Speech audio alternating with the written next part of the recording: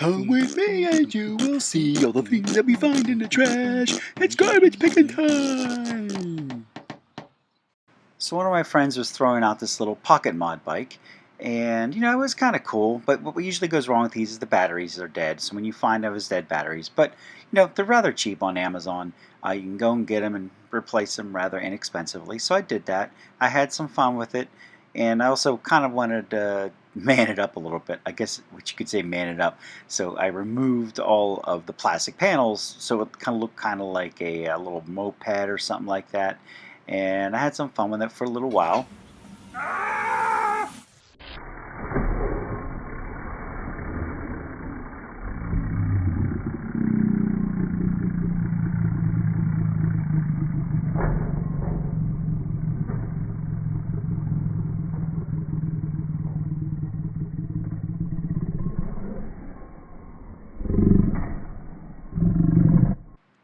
So the bike was kind of cool for what it was, but I wanted to kind of make it a little bit cooler. So I'm thinking I'm going to make this thing into a chopper, right? So first thing, I strengthened up the back. I added these steel brackets because I'm heavy. And the next is I wanted to cut this and give it a rake. And you can see I cut it there. And just to give it some test fitting, and I got an old bike. And from this old bike, I take some pieces off and see if I can make a chopper. Take these handlebars off. It's already loose.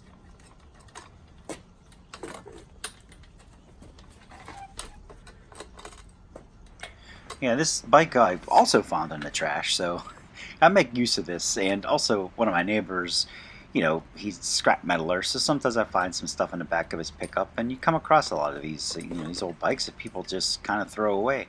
So, yeah, why not reuse these pieces and make something cool?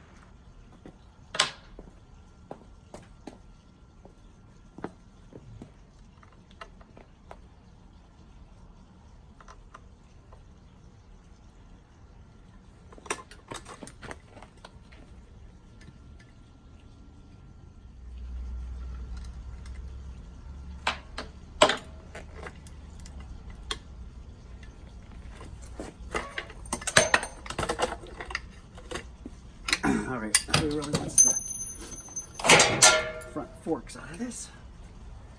There we go.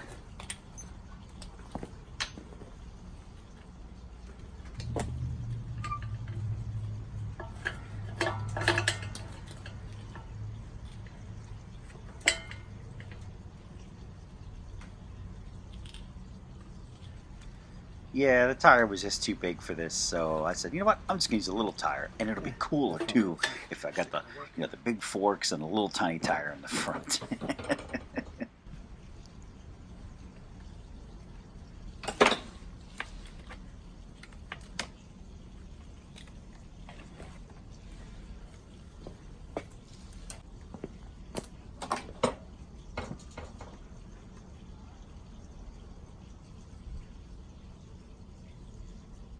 Why, that looks like something from a Bad News Bears paper route. So I gave it a rake, kind of bent it. I cut this tube to fit the other forks I got for it. Because I'm so heavy, I added an extra bar here.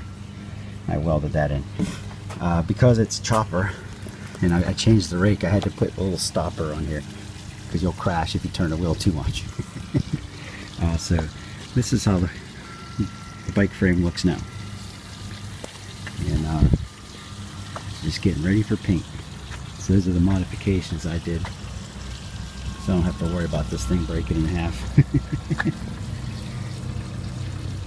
Alright, well, let's prep before we paint this thing. What I do is I use a Scotch-Brite pad and some Dawn dishwashing detergent, and you just want to scuff the painted surface, but you're removing any grease that's on there.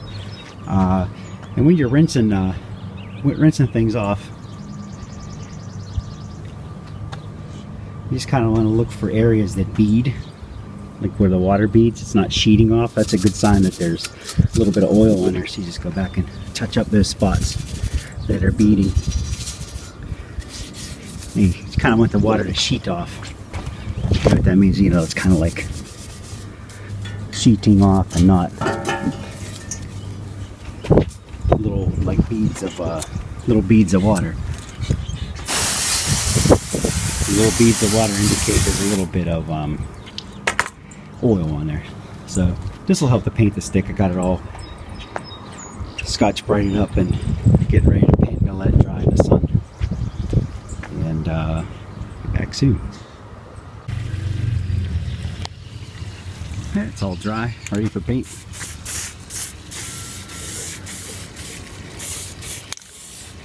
First coat's always light. Just want to lightly go over stuff.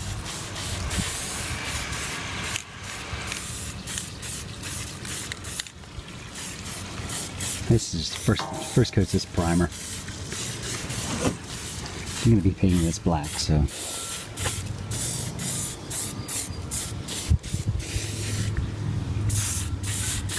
going to hit all the bare metal first.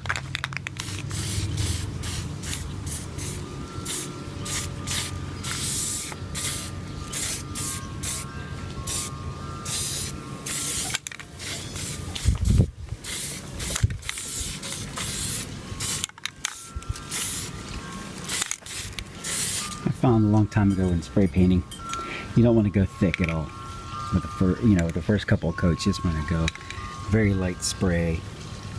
See, we've got paint on something, the light spray is what never comes off, and it's the little blobs that do. If you put it on too thick on the first coat, then it won't stick. It won't adhere very well. So you just want to lightly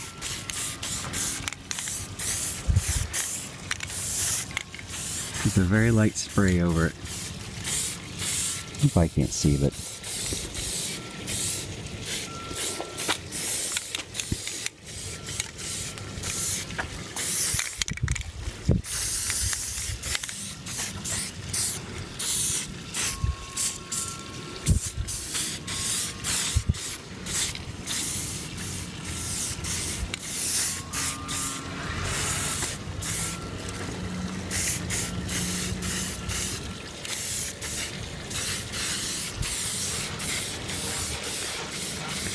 I guess I'm just going to paint this whole thing black anyways.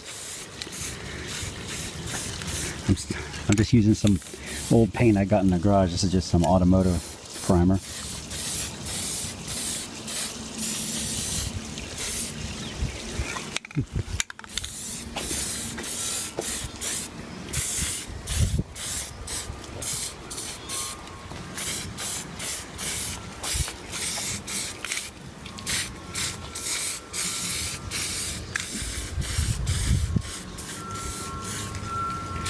Lovely.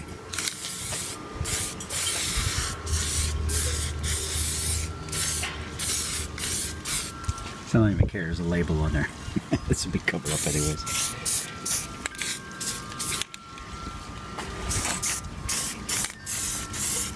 But I guess it's just a rough paint job.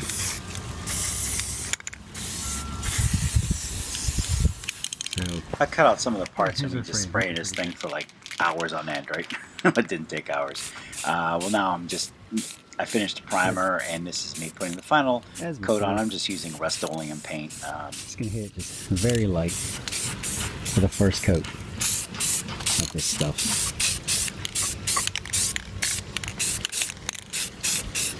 Not so much covering everything, but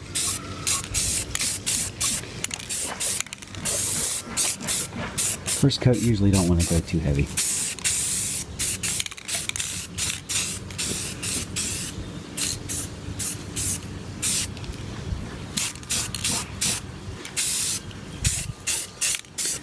Lovely.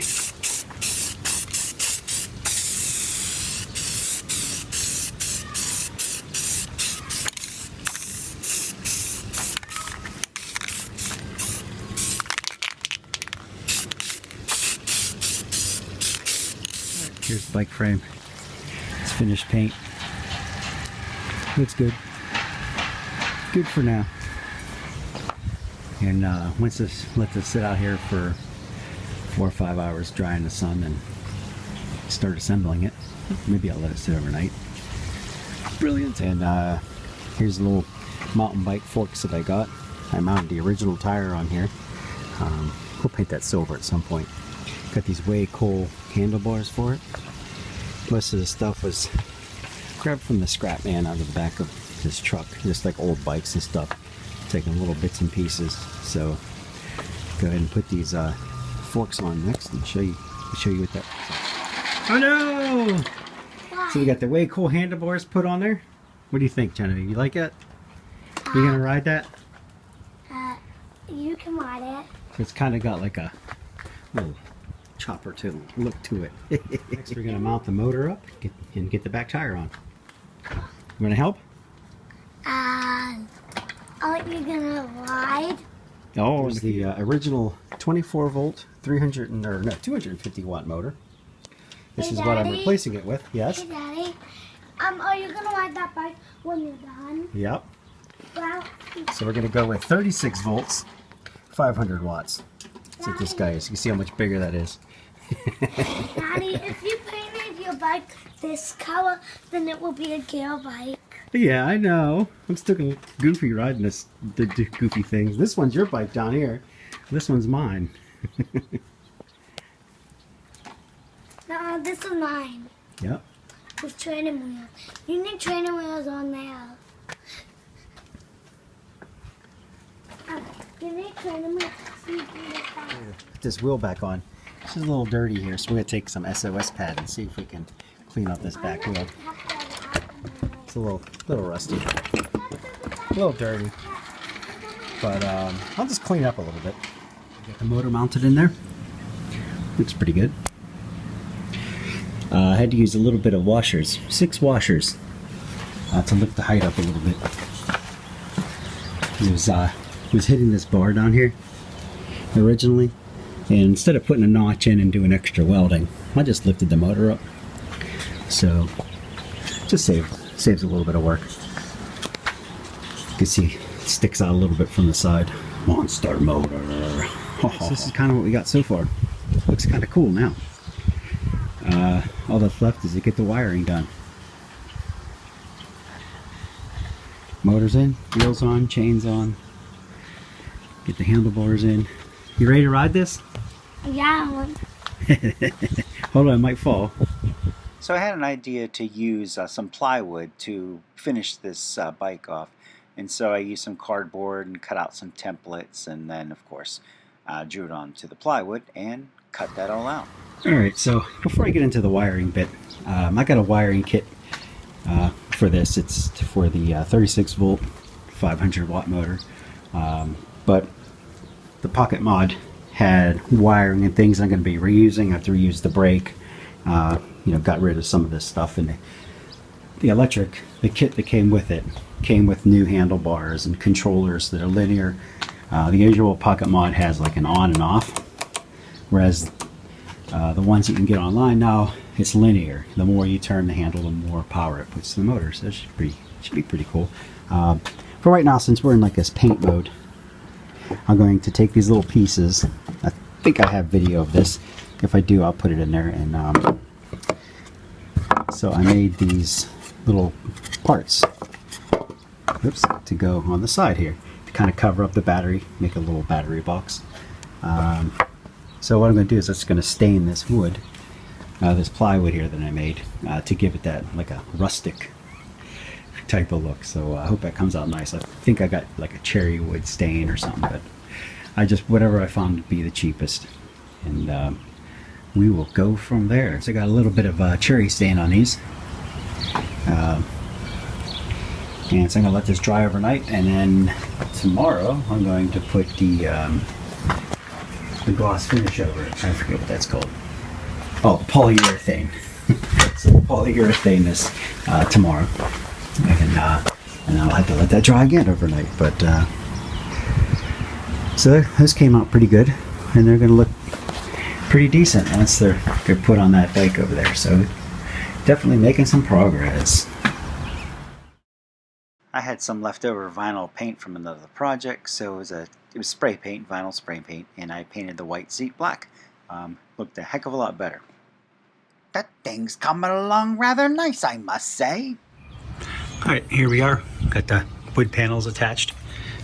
Just used some screws and drilled them into the frame of the bike. Just starting to get the wiring done. but I just wanted to do a dry fit just to see how that all looked. It looks pretty cool. I may lift this seat about another inch just to get it up off the ground a little bit, maybe 2 inches. It's getting there. Got the box mounted here. And take this seat off temporarily. You see now, comes a daunting task of wiring it, but there's not many wires to it. Kit comes with instructions in Chinese, but should be able to figure it out. Throttle, brake, and as you can see, brake, lock. So everything's labeled, and it's pretty straightforward. So now we just get things wired up, and I forgot to order batteries. So I'll get those on order. I'm going to use 3 batteries for 36 volts, 3 12-volt batteries. I think they're 6.5 amp hours, I think, to go with these. Just pretty standard off the shelf lantern batteries for the most part, but get going on this. Yahoo! It's coming together nicely. Pretty cool so far. So, tackling some of the wire issues. Well, not issues, but just starting to wire everything up. You're going to use the old parts. Don't throw anything away. The controller, you're going to need the controller module and things off that. You need the connectors off those wires. This kit that I got with this 500 watt motor comes with some extra connectors, but they don't all match where they should. So you're going to reuse some of these connectors on your old motor controller, and just basically your hardware, just to make sure everything matches up. The cleaner you get at using connectors, the better. You might have to do some splicing and things, but the motor comes. We'll just hook up the motor here, and motor goes in here. But we have to, like I said, these will slide right in there. The way to pop the old ones out is you get a really sharp screwdriver, or a very small screwdriver like this, and there's tabs that lock them in. Let's see if we get this in the camera. So, see, there's little tabs that lock them in. I don't know if it's easy to see, but you take the screwdriver and you pop it in there. You flatten that tab, and then the wire will pull right out, and then you can reuse this connector. So I'm just going to insert this in there, and I guess would you say the black wire from the motor goes to the yellow, and the positive red wire goes to the blue out of this motor controller. And I have an old motor controller here that I had for another project I was working on, and that has the color code on here, which I wish that one has, but does not. So the wires are on here exactly on what's on that one, so I'm assuming they're the same. So I'm gonna pause it here as I start connecting these up. All right, so I slid those in this connector, they clicked into place, and then put the connector in here and click that. So the motor is now attached. I should get a tripod in here. This thick black and red, this goes to your battery. This is going to be switched. You're going to switch this on and off from the power supply.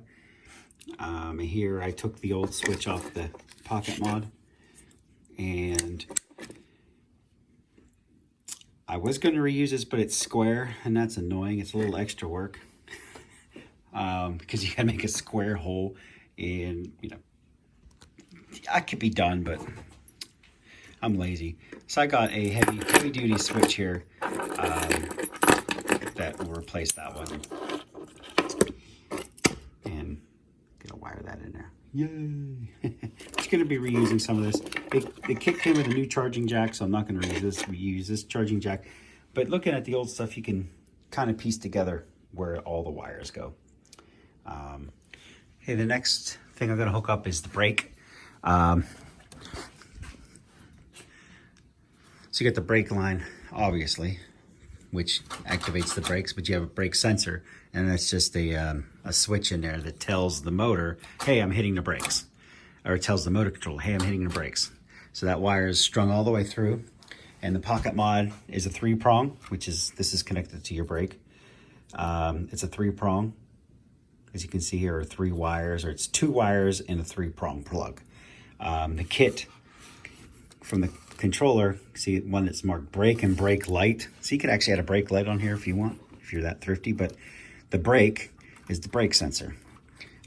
So in that bag of goodies, they've provided you a 2-prong to match this. So you're going to take the 2 wires from this and pop in there. I don't think the color of the wires matter. However, you do want to pay attention to details like this when you're doing wire, because I think it's just a on and off, like a contact switch.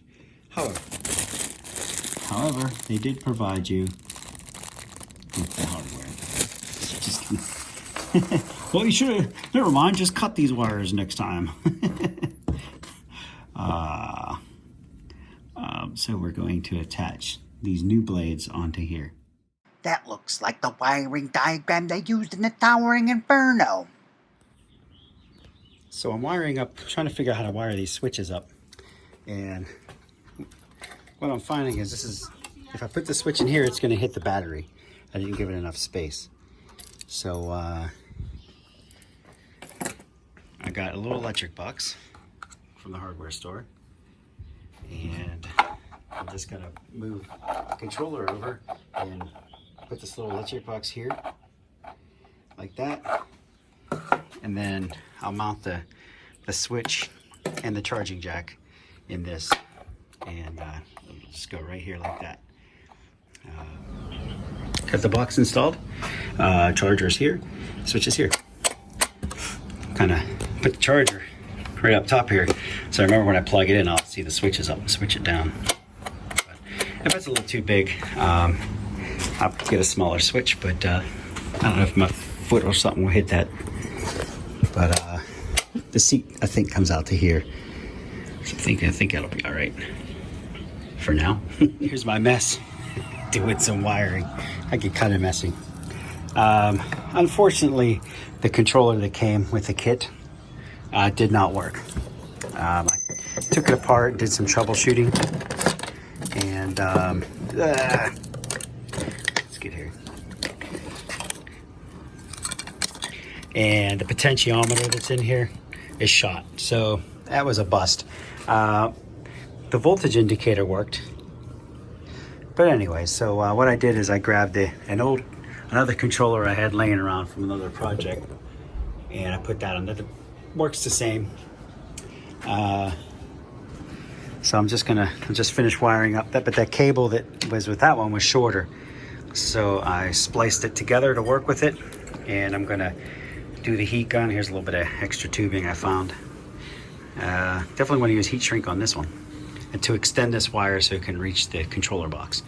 So I cut the wires from this one, soldered on to extend it so it can reach, because I have these taller handlebars, so it had to go all the way around and back up to the controller. So I'm just gonna get that wired up and start testing this. All right, moment of truth. I just have this wired in there temporarily. I didn't have it. I had to rob the batteries out of this guy. I forgot to order batteries, so I ordered batteries on Amazon, and just standard 12 volt, 7 amp sealed lead acid batteries. And then I had this extra one laying around. So the first time I tried it, it wouldn't move. Troubleshot, and like I said, found that bad thing here. So now let's try it. Power up. No smoke. Now turn the handle. Hey, all right, look at that.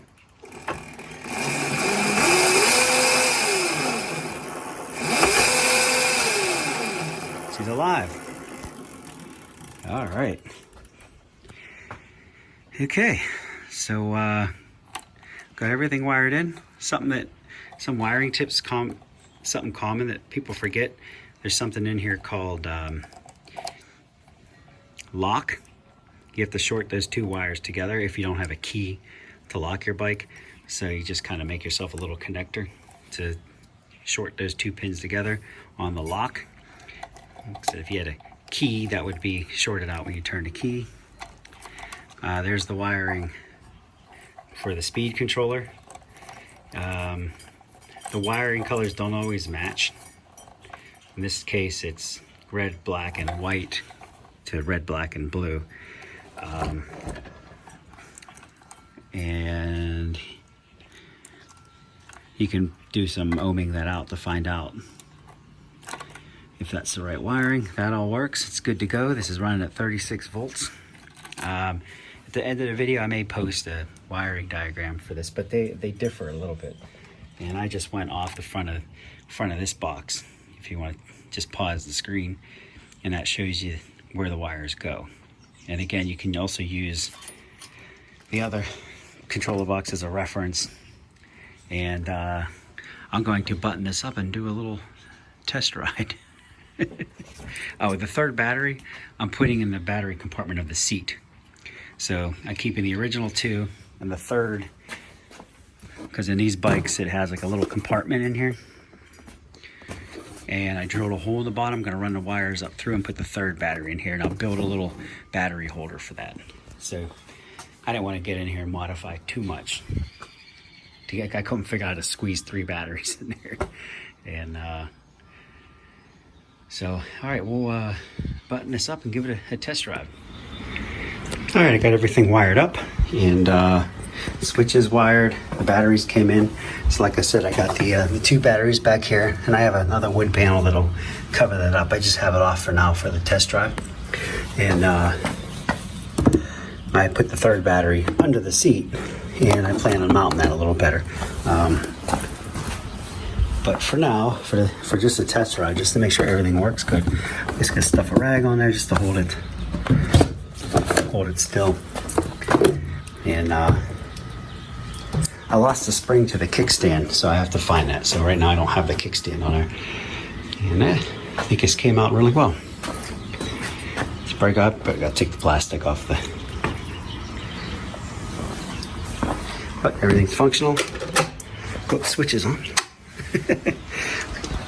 And I probably gotta put LED in there just to let me know when it's on. But I think all in all, this bike came out really cool. And now for the most awesome test drive. Hey. All right, ready? Yeah, we're ready. Hang on. Run.